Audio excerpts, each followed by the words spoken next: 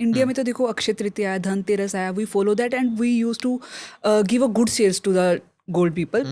But अगर हम foreign की बात करें, वहाँ पे तो I don't think they use to believe in this kind of things, या फिर ऐसे दिन मनाए जाते हैं. तो डू यू थिंक इंडिया में गोल्ड की सेल्स ज़्यादा होती है rather than outside of India, foreign? सबसे ज़्यादा sale all over the world होती है इंडिया में गोल्ड की. में अगर आप इंडियन हाउस होल्ड की बात करो, इंडियन हाउस होल्ड के पास कर ले के पास इतना गोल्ड है कि जो 5 छोटी कंट्रीज़ की जीडीपी भी मिला लो ना, तो उसके बराबर इंडियन फैमिलीज़ के पास गोल्ड है.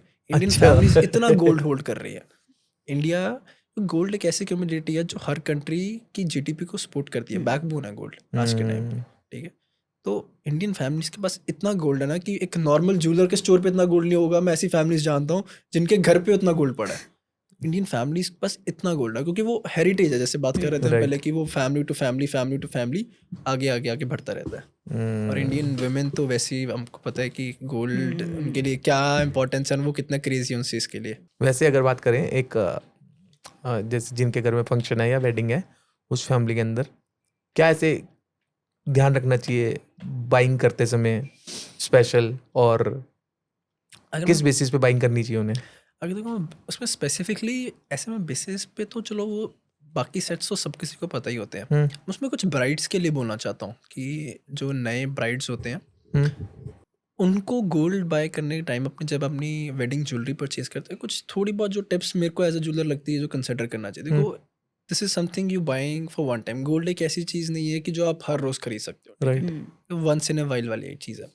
तो अपनी वेडिंग के लिए एक ऐसी ज्वेलरी चूज करो कि वो सिर्फ आपकी वेडिंग डे के लिए स्पेसिफिक ना रहे कि कल आपको इतना ऐसे आपने इतना बड़ा नेकलेस ले लिया कि आज आपने वेडिंग डे पे डाल लिया, उसके बाद उसको आप डाल ही ना पाओ तो फायदा ही क्या. ठीक है, स्टेटमेंट इयरिंग्स रखो, नेकलेसेस हैवी रखो, इयरिंग्स लाइट रखो. मतलब बहुत सारी ब्राइड्स ऐसे करती हैं कि ज्वेलरी इतनी ज़्यादा हैवी कर लेते हैं कि उनकी सारी लुक ही ख़राब हो जाती है.